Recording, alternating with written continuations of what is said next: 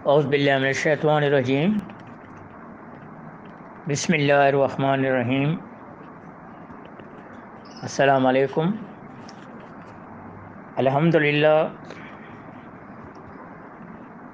آج آپ کے سیکنڈ سیمسٹر کی کلاس لے رہا ہوں۔ ہمارا سبجیکٹ ہے پاک سٹڈیز، اور میں آپ کو اس کے ٹاپک بھی بتا دوں گا، کتنے ٹاپک ہم نے پڑھنے ہیں، اور یہ بھی بتا دوں گا کہ آپ نے ان ٹاپک کو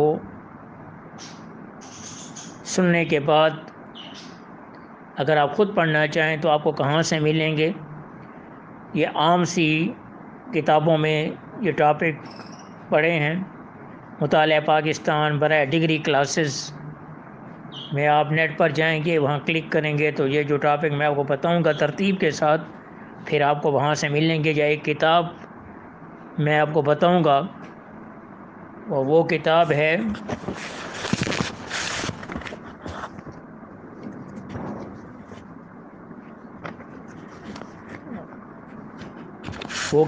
ہے پاکستان سٹڈیز لازمی، اور ان کے مصنف ہیں Naushad Khan, doctor Naushad Khan, professor doctor Naushad Khan Punjab university کے ہیں۔ ان کی کتاب ہے مطالعہ پاکستان، یعنی پاکستان سٹڈیز برائے ڈگری کلاسز۔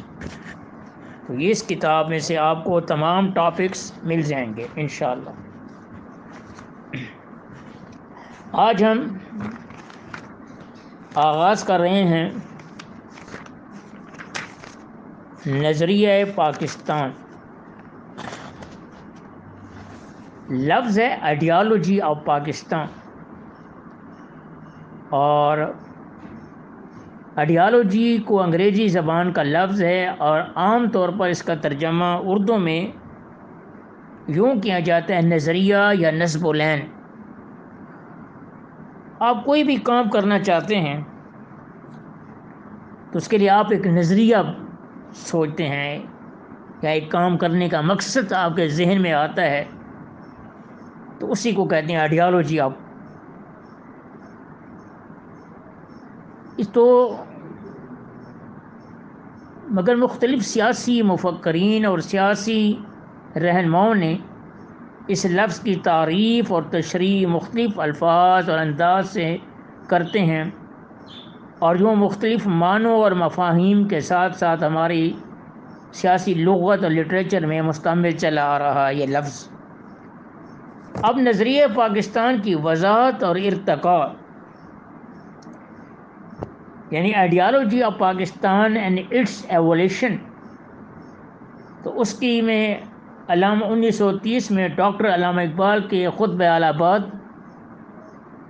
1930 میں لفظ پاکستان مرتب ہونے، اور 1940 میں قرارداد لاہور، 1946 میں قرارداد دہلی جس کی منظوری آل انڈیا مسلم لیگ کے کنونشن میں دی گئی، اور 1947 میں قیام پاکستان کے بعد سے نظریہ پاکستان پر بہت کچھ لکھا اور کہا گیا ہے۔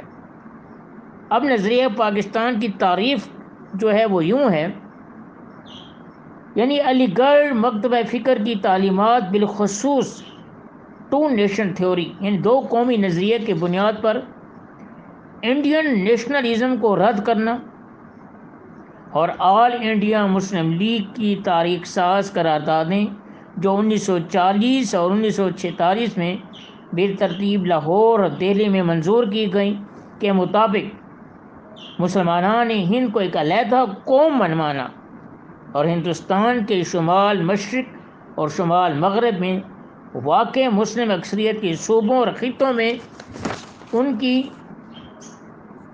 ان کو حق خود ارادیت دلوانا نظریہ پاکستان کہلاتا ہے۔ یہ ہے اس نظریہ پاکستان کی تعریف۔ اب نظریہ پاکستان کا جو ارتقاء ہوا تھا یا آغاز ہوا تھا، تو اس ضمن میں ڈاکٹر علامہ اقبال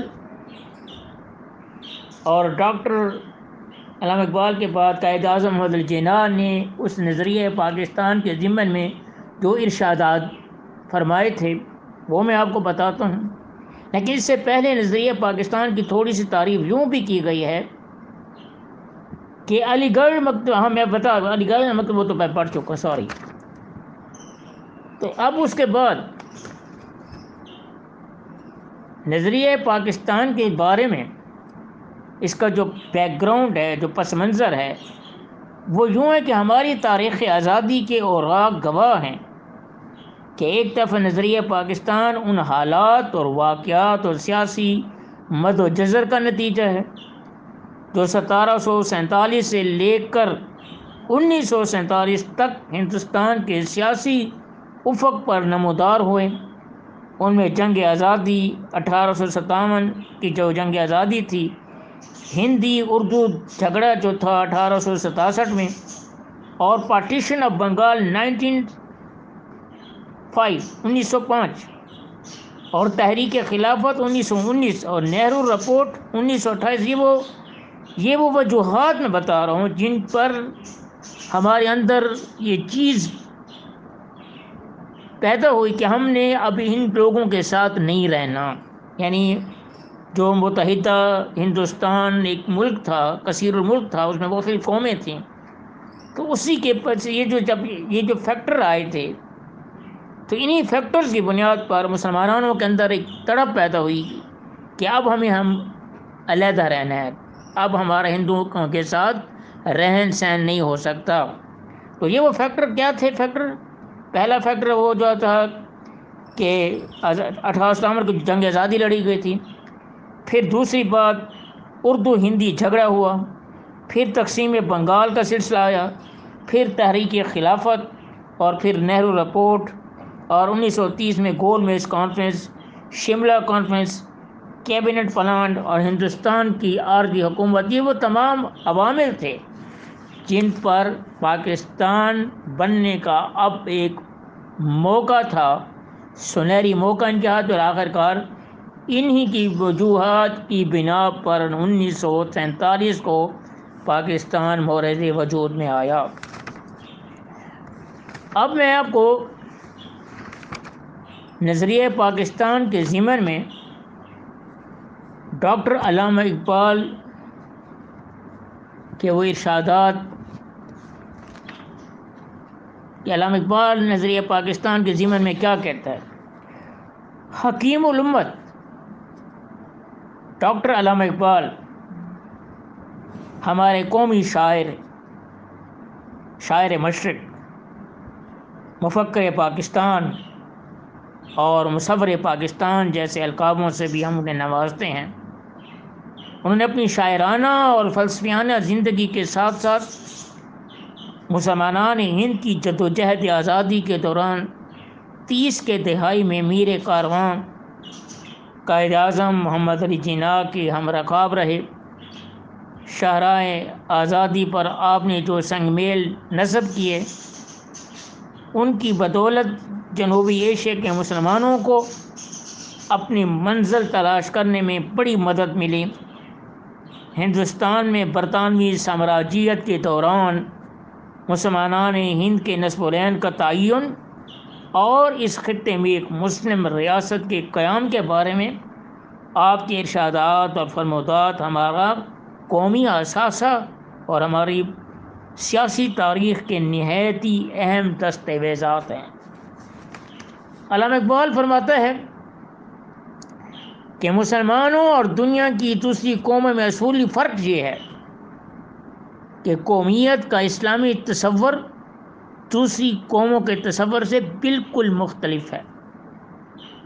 ہماری قومیت کا اصل اسرور اشتراک زبان ہے، نہ اشتراک وطن، اور نہ ہی اشتراک اغراض اقتصادی، بلکہ ہم لوگ اس برادری میں جو رسالت مآب صلی اللہ علیہ وآلہ وسلم نے قائم فرمائی ہے، اس لیے شریک ہیں کہ مظاہر کائنات سے متعلق ہم سب کی سوچ کا سرچشمہ ایک ہے۔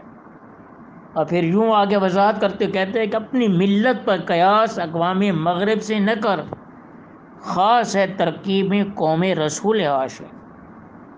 وطن پرستی کو ہدف تنقید بناتے ہوئے علامہ فرماتا ہے کہ میں سمجھتا ہوں کہ وطن پرستی کا خیال جو قومیت کے تصور سے پیدا ہوتا ہے ایک طرح سے مادی شے کا تابع ہے جو سراسر اصول اسلام کے خلاف ہے، اس لیے کہ اسلام دنیا میں ہر طرح کے شرک کو مٹانے کے لیے نمودار ہوا تھا۔ مزید برآں آپ کا استدلال تھا اگر ہندی جغرافیائی قوم پرستی کو قبول کر لیا جائے تو اس سے یقیناً مسلم تشخص کمزور پڑ جائے گا، کیونکہ قوم پرستی کا یہ تصور مختلف مذہبی گروہوں کو ایک ہی لڑی میں پرو دیتا ہے۔ اسی طرح فرماتا ہے کہ ان تازہ خداؤں میں بڑا سب سے وطن ہے، جو پہرہن اس کا ہے وہ مذہب کا کفن ہے۔ 1927 میں 1927 میں علامہ اقبال متحدہ قومیت کے نظریے کو ایک خط کھینچتے فرماتا ہے The talk of a united nationalism is futile. This word has existed on the lips of the people of this country for the last 50 years, and like a hen, it has cackled a great deal without laying a single egg. In this country, India, one community is always aiming at the destruction of the other community. Iqbal کہتا ہے کہ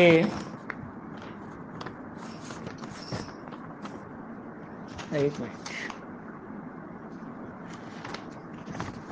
کہ متحدہ قومیت پر یہ جو لفظ ہے نا متحدہ قومیت، یہ لفظ 50 سالوں سے لوگوں کی زبان پر ایسا ہے جیسا ایک مرغی جب وہ کڑ کڑ کڑ کرتی ہے لیکن انڈا نہیں دیتی، لینگ اے سنگل ایگ، تو اس کی مثال انہیں یہ ہے کہ ایک انڈا نہیں دے سکتی، کڑ کڑ ضرور کرتی ہے۔ اسی طرح یہ ہم بھی لوگوں کی ان زبانوں پر متحدہ ہندوستان کی بات تو سن رہے ہیں لیکن اس میں کوئی وزن نہیں ہے کہ یہ متحدہ رہ سکے۔ آگے کہتے ہیں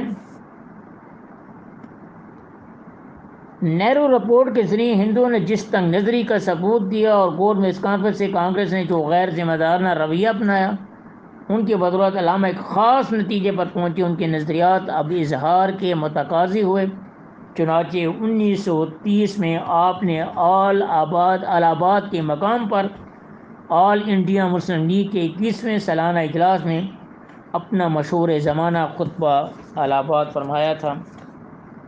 تو اب کہتے ہیں کہ اس طرح اس نے اس خطبے کے دوران یہ بھی فرمایا تھا I would like to see the Punjab, NWFP, Sindh and Balochistan amalgamated into a single state. The formation of consolidated North-Western Indian Muslim state appears to me to be the final destiny of the Muslim, at least of North-West India. یعنی علامہ اقبال کہتے ہیں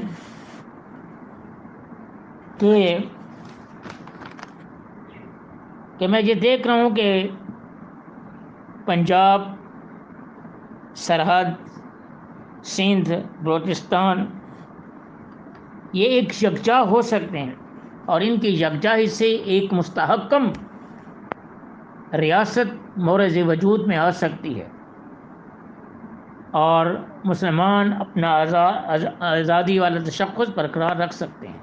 میں یہ محسوس کر رہا ہوں۔ تو علامہ عظیم مفکر پاکستان ڈاکٹر علامہ اقبال نے 1936 اور 1938 کے درمیانی عرصے میں قائد اعظم حضرت جناح کو کئی مکتوبات تحریر کیے، جن کو پڑھنے کے بعد علامہ کے سیاسی فلسفے اور افکار کا بخوبی اندازہ ہوتا ہے۔ ایک مکتوب میں علامہ نے قائد اعظم کو لکھتے کہا تھا، ہندوستان میں مسلم اکثریت والے صوبوں کی ایک فیڈریشن کا قیام اور ہندوستان کے شمال مغرب اور بنگال میں آباد مسلمانوں کو علیحدہ قومیت کی بنیاد پر حق خود ارادیت دلوانا مسلم لیگ کی پالیسی اور آپ قائد اعظم کے فرائض منصبی میں شامل ہے۔ اور اسی طرح ایک دوسرے خط میں آپ نے قائد اعظم کے نام جو 1937 میں لکھا تھا، آپ فرماتے ہیں کہ ہندوستان کے مسلمانوں کی رہنمائی کے لیے جس قائد کا انتخاب فرمایا ہے وہ میں آپ ہی کو اس منصب کی ذمہ داری سونپتا ہوں۔ واقعی ان کا انتخاب صحیح ثابت ہوا کہ آپ اپنے انتخاب میں کس حد تک صحیح تھے، یہ یقیناً آپ کی سیاسی بصیرت اور دانائی کا منہ بولتا ثبوت ہے۔ تو یہ تھے علامہ اقبال کے نظریہ پاکستان کے بارے میں ان کے خیالات۔ اب ہے قائد اعظم محمد علی جناح، معمار پاکستان۔ قائد اعظم 1940 سے 1947 تک جس انداز سے نظریہ پاکستان کی وضاحت اور دفاع کیا ہے وہ بلا شبہ پوری دنیا کے سیاسی قائدین کے لیے ایک مثال ہے۔ یہ آپ ہی کی سیاسی بصیرت کا نتیجہ تھا کہ آل انڈیا مسلم لیگ کے فیصلے کے سامنے بالآخر انگریز سرکار اور ہندو پنڈتوں کو سر تسلیم خم کرنا پڑا۔ اپنے موقف کی وضاحت میں آپ نے بسا اوقات ایسے مستند اور ناقابل انکار دلائل پیش کی جن کی بدولت مسلمانان ہند نے نہ صرف غلامی کی زنجیروں کو توڑ ڈالا بلکہ اپنے لیے حق خود ارادیت کے حصول کو بھی ممکن بنایا۔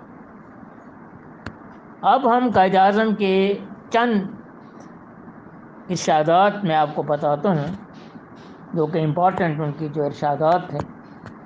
مارچ 1940 میں بمقام لاہور آل انڈیا مسلم لیگ کے 27ویں سالانہ اجلاس کی صدارت کرتے ہوئے قائد اعظم نے اپنے اس صدارتی خطبے میں فرماتا ہے، قوم کی کسی بھی تعریف کے روح سے مسلمان ایک قوم ہے۔ ہندوستان کا مسئلہ اقلیتوں کے مابین نہیں بلکہ قوموں کے مابین ہے اور اس مسئلے کو اسی تناظر میں حل کرنا ہوگا۔ بصورت دیگر جو بھی آئین میں بنے گا وہ نہ صرف مسلمانوں بلکہ ہندوؤں اور انگریزوں کے لیے بھی تباہ کن ثابت ہوگا۔ اور قرارداد پاکستان کے بعد 1942 میں ایک بیان میں قائد اعظم نے ہندوؤں اور مسلمانوں کے درمیان فرق کو یوں میں واضح کیا، The difference between Hindus and the Muslims is deep rooted and ineradicable. We are a nation with our own distinctive culture and civilization, language and literature, art and architecture, names and nomenclature, sense of values and proportion, legal laws and moral codes, customs and calendar, history and tradition, aptitude and ambitions. Quaid Azam Hindustan میں انگریز سرکار کی قائم کردہ انتظامی وحدت کو مسترد کرتے ہوئے قائد اعظم نے 9 نومبر 1942 کو آل انڈیا مسلم لیگ کونسل دہلی کو اپنے خطاب میں کہا، ہندوستان کبھی ایک وحدت تھی، نہ کبھی ایک قوم اور نہ کبھی ایک ملک رہا ہے جس پر ایک ہی قوم نے حکمرانی کی ہو۔ آج ہندوستان میں جو انتظامی وحدت نظر آ رہی ہے یہ ایک ایسی حکومت کی تشکیل کردہ ہے جو خود غیر نمائندہ ہے اور جس کو رعایا کی تائید اور حمایت حاصل نہیں ہے، بلکہ ان کی مرضی کے خلاف ان پر مسلط ہو گئی ہے۔ اس لیے ایک ایسی حکومت کی تشکیل کردہ انتظامی وحدت بھی اسی حکومت کی طرح غیر قانونی اور ناقابل قبول ہے۔ 8 مارچ 1944 کو مسلم یونٹی علی گڑھ کے طلباء سے خطاب کرتے ہوئے معمار پاکستان نے نظریہ پاکستان کی تاریخ یوں بیان کر دی: پاکستان تو اسی دن وجود میں آ گیا تھا جب ہندوستان میں پہلا ہندو مسلمان ہوا تھا۔ مسلم آئیڈیالوجی اور نظریہ پاکستان کو ایک ہی نظریہ قرارداد دیتے ہوئے اپنے خطاب میں قائد اعظم کہتا ہے: پاکستان سے صرف حریت اور آزادی مراد نہیں، اس سے فی الحقیقت مراد مسلم آئیڈیالوجی ہے جس کا تحفظ نہایت ہی ضروری ہے۔ ایک مرتبہ آل انڈیا نیشنل کانگریس کے صدر پنڈت جواہر لال نہرو نے قائد اعظم سے اچانک سوال کیا: mister Jinnah, what is Pakistan? تو قائد اعظم نے اسے فی الفور جواب دیا: Pandit, you know Pakistan and its ideology very well and that is why you are opposing us. Quaid Azam کا یہ جواب یقیناً ایک عظیم سیاسی مفکر اور رہنما کی سیاسی بصیرت اور دانائی کا منہ بولتا ثبوت ہے۔ 20 نومبر 1945 کو شاہی باغ پشاور میں مسلم لیگ کی پہلی کانفرنس سے خطاب کرتے ہوئے بابائے قوم قائد اعظم نظریہ پاکستان کی تعریف یوں کرتا ہے: Muslims want Pakistan, which means Muslims majority rule in Muslim majority province with adequate and effective safeguard for the minorities۔ 25 نومبر 1945 کو اسلامیہ کالج پشاور کے طلباء سے اپنے خطاب میں معمار پاکستان قائد اعظم نے قیام پاکستان کا جواز پیش کرتے فرمایا: A nation cannot live in the air, it must have its territory. We have declared that we want to live in our province according to our Islamic ideals۔ یہ تھے وہ نظریات، یہ تھے وہ افکار جو نظریہ آئیڈیالوجی آف پاکستان کے ضمن میں دو مفکرین علامہ اقبال اور قائد اعظم نے بیان کیے۔ تو میں نے بڑے مختصر آپ کو بتایا ہے۔ تو اس کا خلاصہ یہ ہے کہ قائد اعظم جناح کے مندرجہ بالا ارشادات کا اگر بغور جائزہ لیا جائے تو معلوم ہوگا کہ 3 نکات ایسے ہیں جن پر آپ کسی بھی قیمت پر کوئی مصلحت یا تصفیے کے لیے تیار نہیں ہیں۔ مسلمانان ہند ایک قوم اقلیت نہیں اور حق خود ارادیت اس قوم کا جائز اور پیدائشی حق ہے۔ واضح ہے کہ غیر منقسم ہندوستان میں مسلمانوں کی تعداد برطانیہ کی آبادی سے دگنی اور کینیڈا کی آبادی سے 9 گنا زیادہ تھی۔ مغربی اور یورپی جمہوری نظام میں ایک طرف تو برطانوی اور کینیڈا کے عوام کو حق خود ارادیت سے نوازا گیا تھا، مگر دوسری طرف ہندوستان کے مسلمان جو ان سے تعداد میں کئی گنا زیادہ تھے اس حق سے محروم رکھنے کی مذموم کوشش کی جا رہی تھی۔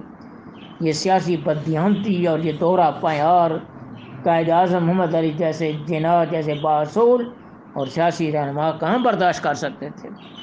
تو آل انڈیا مسلم لیگ مسلمانان ہند کی واحد نمائندہ اور سیاسی جماعت ہے۔ 1946 کے انتخابات میں آل انڈیا مسلم لیگ کی تاریخ ساز کامیابی نے قائد اعظم محمد علی جناح کے اس دعوے پر ان منٹ مہر تصدیق شبد کر دی اور اس کے بعد 1947 کو پاکستان مہر سے وجود میں آیا تھا۔ تو یہ تھا آج آپ کا ٹاپک آئیڈیالوجی آف پاکستان۔ اس ضمن میں نے آپ کو بتا دی ہے۔ انشاءاللہ اگلا ٹاپک ہم آپ کو بتائیں گے اور آپ کا اسائنمنٹ آپ نے بہت جلد تیار کرنے ہوں گے. میں انشاءاللہ آپ کو اسائنمنٹ کی لسٹ بھی نیکسٹ لیکچر میں بتا دوں گا کہ آپ نے اس بار اسائنمنٹ میں کسی قسم کی کوئی میں وہ رعایت برداشت نہیں کروں گا. اچھی سے اسائنمنٹ آپ لوگوں نے تیار کرنی ہوگی. تو بہرحال میں انشاءاللہ تعالی نیکسٹ لیکچر میں آپ کو ان ٹاپکس کی ڈیٹیل اور اسائنمنٹ کے ٹاپک بھی آپ کو بتا دوں گا. والسلام.